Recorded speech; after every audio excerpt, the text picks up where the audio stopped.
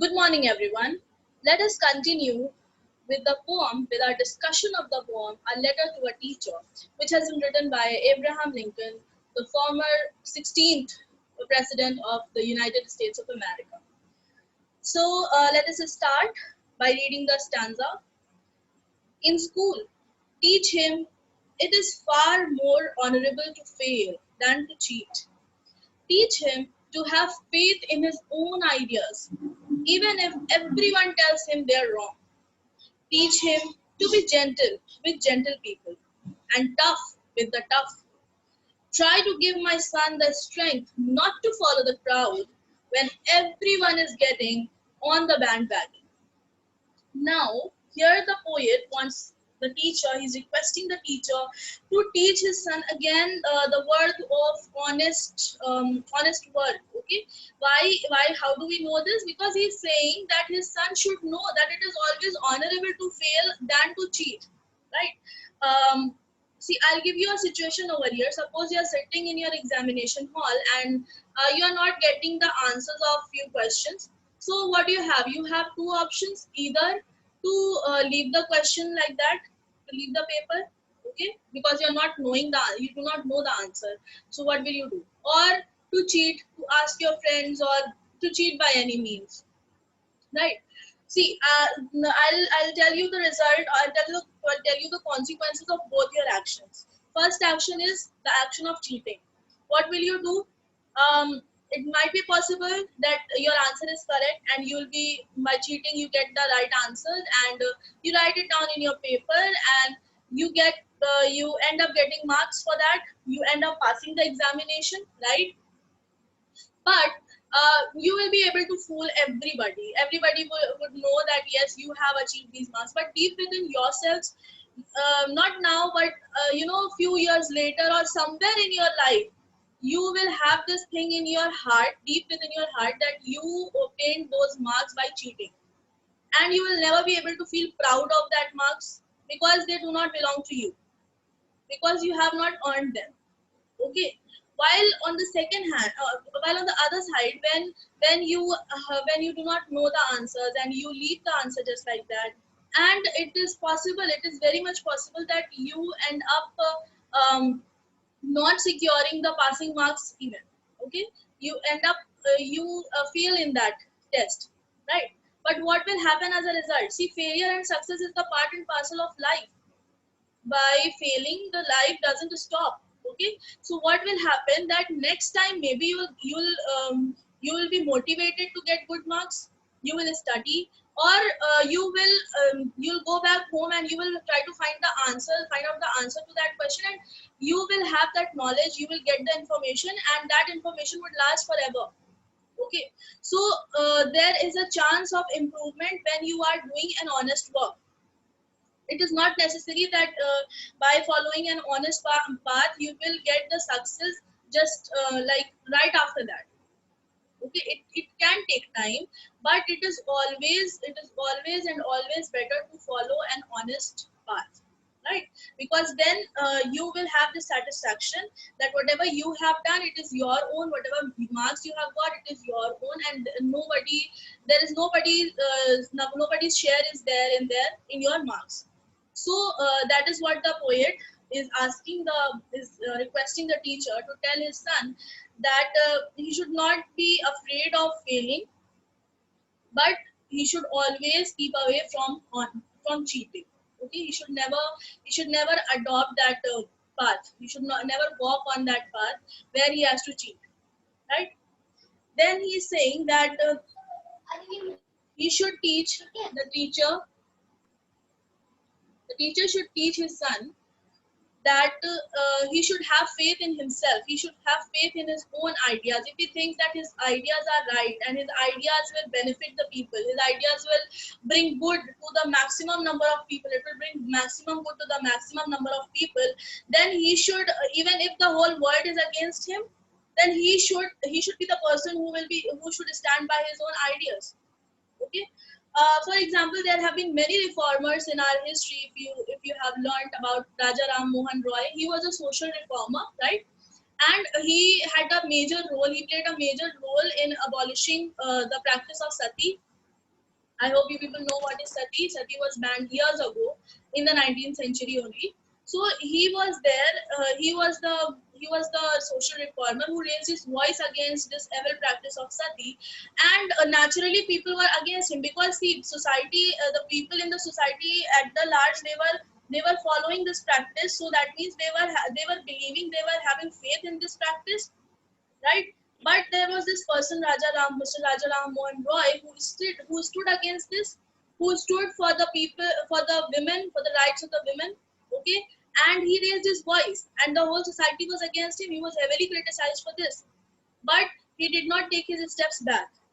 Right? He stood by his own ideas. He thought that his whatever he is doing, his idea is it will bring good to people. It will be fruitful. Okay, so he stood by his own ideas, and what happened as a result, that sati, the practice of sati was banned. Okay, and it brought such a relief to the women of that time also, and even till date.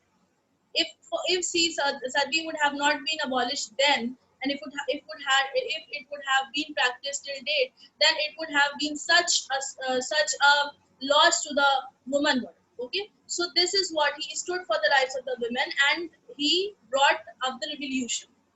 So this is what happens when you stand by your own ideas, when you think that whatever you are thinking is correct, irrespective of the fact that the whole world is standing against you. What will you do? You will bring revolution in the society, you will bring changes in the society, and the changes which you will bring, that change will be for good. Okay, so he wants his son to be brave enough to stand by his own ideas, to stand for his own ideas, to stand for his for whatever he is doing. Okay, but that thing should be correct. It's not like whatever you are doing, if you feel like doing anything, then you are standing by it. But no, you should be rational enough to analyze that your ideas are good or not, whether your ideas are fruitful or not, whether your ideas will bring good to the society or not. So if it is good, then definitely you should stand for your ideas. Okay, then he wants the teacher to teach his son to how to deal with different kind of people. See, there are different kinds of people. Some people are easy and some people are tough. Some people are gentle and some people are cruel. Okay, so he wants his son to have this ability to have this art, to develop, to have this art to deal with tough people, and to have the art of dealing with the gentle people also. So he should be gentle with the gentle people and tough with the tough people. He doesn't want his son to be too flexible to bend even in front of the tough people, and he doesn't want his son to be too strict to break in front of the gentle people, right? So too stiff to break in front of the gentle people. So he wants his son to know that how he should deal with different kind of people who are there in his surroundings. And again, he wants his son to have this courage of standing out, of not following the crowd. Okay, when everyone is following the bandwagon, means when everyone is following the trend, when everyone is following the same direction, moving on the same path, taking the same track. Okay, but then if his son should have the courage to travel the road less traveled by, right? To walk on the path which is less traveled by, to stand out, to be unique. If he thinks he's doing something unique, then he should have the courage to pursue that thing. Okay, but that unique thing should be a positive thing, but not a negative thing, obviously. So we'll assume that this uniqueness and this traveling a different path is something which is positive, right? So he wants his son to have this courage of not following the crowd, of making his own path and walking on his own path, and just standing out uniquely. Now let us move on to the next stanza. Teach him to listen to all men, but teach him also to filter all he hears on a screen of truth, and take only the good that comes through. Teach him, if you can, how to laugh when he's sad. Teach him there's no shame in tears. Now here, the poet wants his son to be rational, to apply his reason. Okay, see, we hear all kinds of stuff. Okay, and if we start believing on each and everything, then we will be in trouble. Why? Because see, one should know to differentiate between what is right and what is wrong, what is correct, what is incorrect, what is true and what is false. Right, so what is real and what is fake. So this is what the poet wants the teacher to teach his son, the ability to distinguish between the reality and the fake things. Okay, because see, if he believes in something which is not true, then he would unnecessarily get worried about that thing, and he would waste his energy on that, thinking on that, or working on that, which ends up which ultimately turns out to be a false thing. So he wants his son to apply his reason. He should hear everything. We can't help hearing the things. He should hear everything, but then he should um, filter all the things which he hears on the screen of truth, on the screen of his reason. He should apply his brain, and he should analyze whether this thing I should believe in or not. Okay, so this is what the poet wants his son to develop, this art of knowing, of differentiating between the between truth and falsehood. Okay, and he should always take only the good things from what he hears, because we should not waste our energy on the negative things, right? We should not get worried about the negative things around us. We should always focus on the positive things. We should always focus on the positivity. And then he's asking the teacher of his son, he's requesting the teacher of his son to teach him the art of hiding his pain behind his laughter. How to laugh when he's sad, that means hiding his pain behind his laughter. And do you know what such type of people are called? They are called stoic. Okay, the one who has the ability to hide his or her pain behind his laughter, behind his smile, that person is known as a stoic. So he wants his son to become a stoic, so that he doesn't he learns to control his emotions. He knows how to control his emotions. Okay, he wants the teacher to teach him this. And at the same time, he is not discouraging his son um, to to cry if he wants. He doesn't want his son to control his emotion to such an extent that it becomes a very it pressurizes him, right? So he is saying that he should also know that there is no shame in shedding tears. If he wants, if he is sad, then he can cry, right? See, here I would like to tell you one thing, that the men in our society, they have this huge pressure of not crying when they are sad. Okay, because they are told every now and then that that you're a man, you should not cry. But this is very wrong, because see, sadness is an emotion. What do we do when we are happy? Like, when we are extremely happy, what do? We laugh, we smile, we have good time, we enjoy, irrespective of our gender, whether you're a girl or you're a boy. When you are happy, you enjoy your life. Okay, so why this discrimination is there with the sadness? Why can't boys or men cry when they want? Okay, so if one feels sad, the poet is saying that if his son feels sad, then he should not be ashamed of crying, because then things should come out. Now, when sometimes we feel like crying when we are very sad or when we are upset, then we feel good, we feel relieved. So that is sometimes it is needed.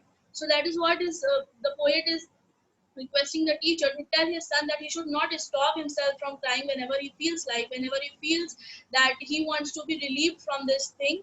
So he can cry. There is no shame in shedding the tears, but he should also have this art of hiding his pain behind his laughter. That means he should not show his emotions to everybody. That is what he is trying to tell his son, that he should not become too emotional, and then he should at the same time he should not become too emotionless also, right? So let us move on to the next stanza. Teach him to scoff at cynics, and to beware of too much sweetness. Teach him to sell his brawn and brain to the highest bidders. but never to put a price tag on his heart and soul. Teach him to close his ears to a howling mob and to stand and fight if he thinks he's right. Now, here, first of all, try to understand the meaning of cynic. Who is a cynic? See, cynic is a person who believes that whatever the people are doing, whatever the human beings do, the actions of human beings are always driven by some selfish motive, okay, some self-interest, right? And no person, no human being on earth does any perform any action which is selfless. This is the belief of a cynic, but it is not true always. Okay, so have you understood what is the meaning of cynic? The one who believes that all the actions of human beings are driven by some self-interest. Okay, we do not perform any selfless action. This is what a cynic would think. But the poet wants his son to scoff at the cynic. Scoff means to mock, to ridicule, to make fun of the cynic. How will he do so? He will do so by performing some selfless action, by performing something which is contrary to the belief of the cynics. Right? Cynics believe that no selfless actions exist in the society, but his son will make fun of those cynics by doing some selfless action. Okay, by doing something which is entirely opposite to what the cynics are having faith in. Right? So he wants his son to just make fun of those cynics, to make fun of the beliefs of the cynics, and to do a lot of selfless action for the good of the society, for the good of the humankind. Right? All in all, he wants his son to be a very good person who is beneficial. Like each and every action should be beneficial to everyone present on this earth. But at the same time, you should be aware of too much sweetness. You should be careful of too much sweetness. See, if somebody is being too much sweet to you, then that means that first that person wants something in return from you, in return of that sweetness. That person, if the person is being too much sweet, that means he wants some favor from you. This can be one thing. And the other thing, there are flatterers also around us. See, there's a difference between praise and flattery. Here you should know the difference between praise and flattery. What is a praise? Praise is a positive term, while flattery is a negative term. Right? Praise, praise is based on reality. Like if you are really good, then the people will praise you. But if somebody is praising you on, if somebody is praising you on something which you are not very good at, then that is flattery. So praise brings confidence. It will build confidence because you know that you are good at that thing and people are appreciating you. So that will build confidence in yourself. But when somebody is praising you falsely, that is, if somebody is somebody is flattering, then what will happen? You will the overconfidence will develop in you.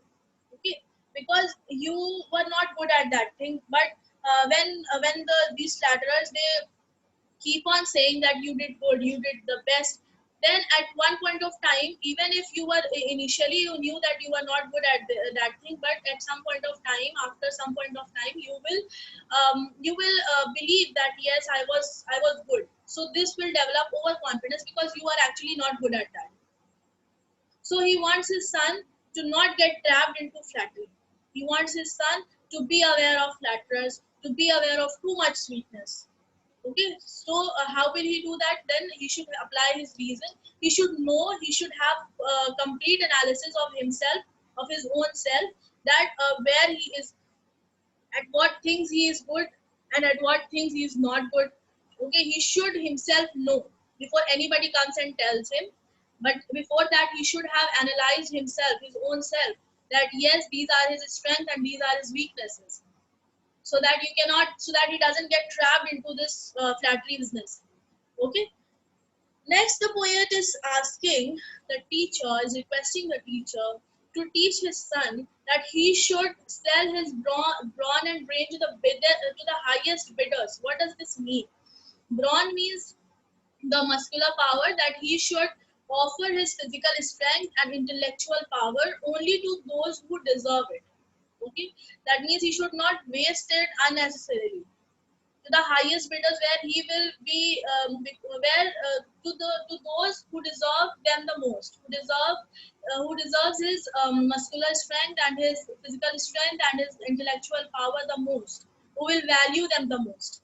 Okay, so there he should offer his these things, and but he should never put a price tag on his heart and soul. That means he should never ever sell his values.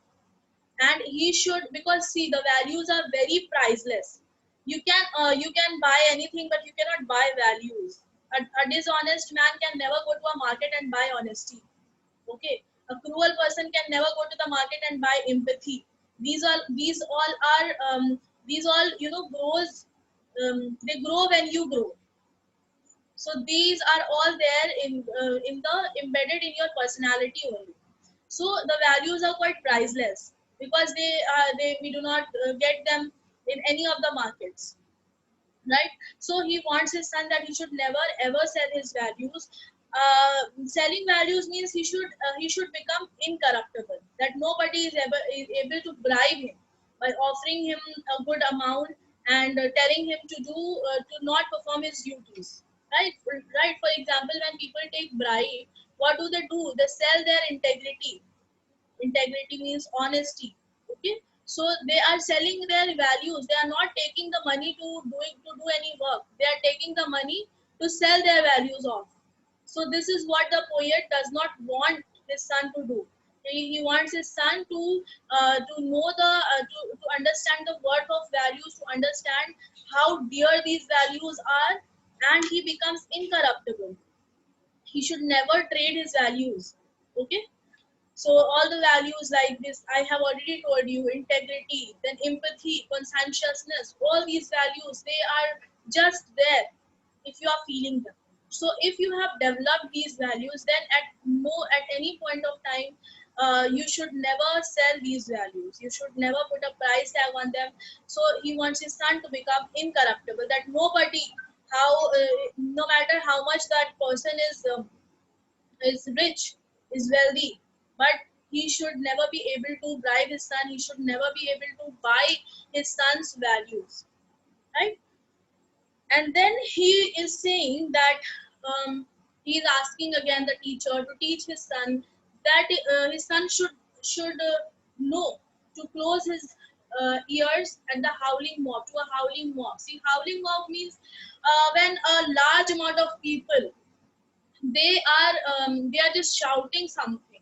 They are shouting is influencing you to move in an opposite direction. Okay, in the previous stanzas we did what, that he should stand for his own ideas, you know. We did right, we should stand for our own ideas. So here the poet is asking that when the whole society or the people around him, they are trying to they are trying to put his voice down by shouting and by howling and by influencing him to not do what he is thinking, what he thinks is right, then he should just close his ears to them. He should not at all listen to them, and he should always stand by his own ideas if he thinks he is right. I already told you that these ideas should be positive enough. Okay, it's not that any idea, any stupid idea, you are saying that we learned it, that we should stand by our ideas. So any of the stupid ideas you are picking up and you are standing by it. No, you should analyze that also. That what good will it bring? Okay, so this is what he's saying, that he should never be influenced to to deviate from his path, to deviate from his belief, when a large number of people are influencing him to not do what he thinks is right. Okay, next, let us move on to the last stanza. Treat him gently, but do not cuddle him, because only the test of fire makes fine steel. Let him have the courage to be impatient. Let him have the patience to be brave. Teach him to have sublime faith in himself, because then he will always have sublime faith in mankind. This is the big order. But see what best you can do. Now, the poet, as if you remember, that he started by showing his concern in the letter that he requested the teacher to be gentle with his son, right? To be very polite with his son. He did not want the teacher to be too harsh on him. But towards the end, when we come towards the end, then the poet is very much aware of the fact that the difficulty, it makes a person stronger. It builds the strength in a human. So he's saying that he is asking the teacher to be gentle with him. But if the teacher thinks that at this point of time his son needs to be punished, then he should not. He can punish him. Okay, but do not cuddle him means, but do not pamper him all the time. The teacher can scold him, the teacher can punish him if he thinks that it is the right way of making his child learn something, right? Because he's giving this example that the test of fire makes fine steel. The steel gets stronger when it is passed through this heated furnace. So what does this mean? The test of fire makes fine steel. That means the difficult times or the difficulties make the person stronger. Okay, it builds strength in us. Then he is saying that let him have the courage to be impatient. Now what does this mean? See, to be impatient means, first of all, understand to what do we mean by being patient. See, when we are patient, we leave everything on time to perform its action. Okay, we do not do anything. We just have patience to get the things right on its own. We just have patience to get the problems be sorted on on their own. But he is asking his son to have this courage to be impatient. Why is it brave to be impatient? Because see, here impatience will bring dynamism. Okay, here he wants his son to be active and dynamic, to sort out the things on his own, and not wait for the time to heal the things, to mend the things. He wants his son to do it on his own, and this requires courage. So here he wants his son to be brave enough to be impatient, to be restless, to do something, to fix something. And then again in the very next line, see, impatience is the positivity of impatience is not absolute. Okay, sometimes being impatient is good, and sometimes being patient is good, is what is required. So his son should know when to be impatient and when to be patient, right? So in the next line, he is asking the teacher, he is requesting the teacher to teach him that he should also know that he should also be patient. He should also have patience to be brave. Now, patience to be brave. What does this mean? See, at some time, there comes a time in our lives often that we want to react on something. For instance, if somebody says something that, yes, you cannot do this, okay, you are good for nothing. And when we start fighting verbally, that no, I can't do this, how dare you say this to me? So, what will happen? That will bring no good. Okay, here you will require the courage to be silent, to not speak a word, to just listen to what the person is saying, and then silently work upon yourself. Okay, uh, then what will happen? Your success will speak. So here what is required? Here patience is required. The human nature naturally, it tends that we should start fighting impulsively, right? But what the father wants his son, that he should here have this courage to be patient, because it requires courage to listen ill about yourself. Okay, to listen bad about yourself. We cannot listen bad on our face. So he wants his son to not act impulsively, but when such thing happens to him, I have given you the example. So when such situation arises, then he should have this courage to be patient at this time. And before he said, in this line only, in the previous part he said that he should have the he should have the courage to be impatient, because at that time Being impatient requires courage, okay, and here being brave requires patience. So there's a difference.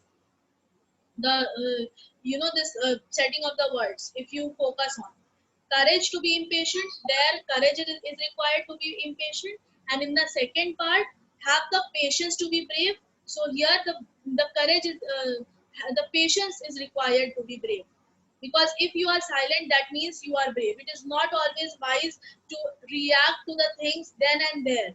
Sometimes we are required to let the things go, okay, and then give the answer by our actions. Okay, you must have heard that proverb, action speaks louder than words. So that is what is being said over here. Then he's saying, teach him to always have sublime faith in himself. See, he wants his son first of all to have faith in himself, that even if he is being contradicted, even if he is being demoralized or demotivated for whatever he is doing, but if he thinks he is doing it for the good, then he should have faith in himself that yes, he is doing something good, and his actions will bring good to the society, good to the human being, and it is a positive thing. So he should have faith in himself, and only then he will have faith in the humankind as a whole. Because see, if he knows that he's a good person, then he will understand that yes, there are other people like him, there are other good people like him in the society, even if he is right now at the moment surrounded with bad people, with the bigot people, with the negative people. But if he knows that yes, he is a good person, then he will also know that there are other people who are good, okay, who just think like him, because he cannot be the one, right? So he wants his son to have faith in himself in the first place, and when he will have faith in himself, when he will believe in himself, then he will believe in the humankind, he will believe in the mankind as a whole, he will believe in the goodness as a whole. Okay, he will believe in the rationality, because that is what the distinguishing feature of human being. We have the reason, we are rational. Okay, we have the brain to think what is right and what is wrong. So we should utilize it to the fullest. We should utilize our brain to analyze whatever we do. Okay, and after that analysis, our result or our conclusion should be inclined towards that which is bringing more good. Okay, so at last the poet says, this is the big order, but see what best you can do. Here, big order does not mean that the father is commanding the teacher, because he's a parent, and he cannot command, he cannot order the teacher. He can just request the teacher. Okay, so order means here task. Whatever task he has assigned to the teacher, whatever things he has asked the teacher to teach his son, is very difficult. It is quite tough. Big task means a difficult, big order means a difficult task. Okay, and it is very difficult to teach children about the values. But then again, he is again requesting, but he really deeply desires, he wishes that the teacher teaches his son all these things. Because why is he requesting all these things to a teacher? Why can't he teach himself to his son all these things? Because the impact of the teacher is the greatest on the children. Okay, because because a teacher plays a very major role, an important role in shaping the personality and building the character of a child.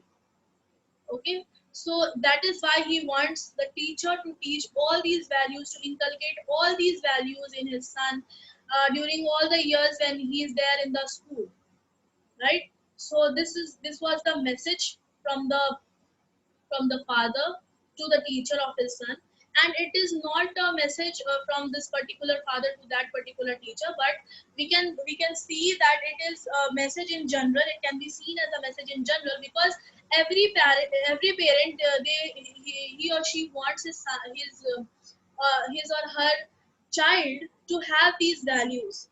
Which parent will not like to have an honest child? Which parent will not like to have a polite child? Okay, a positive child. So this can be taken to be the message which is in general from all the parents to all the teachers out there, right? So this was it. I hope you have understood the poem. Thank you.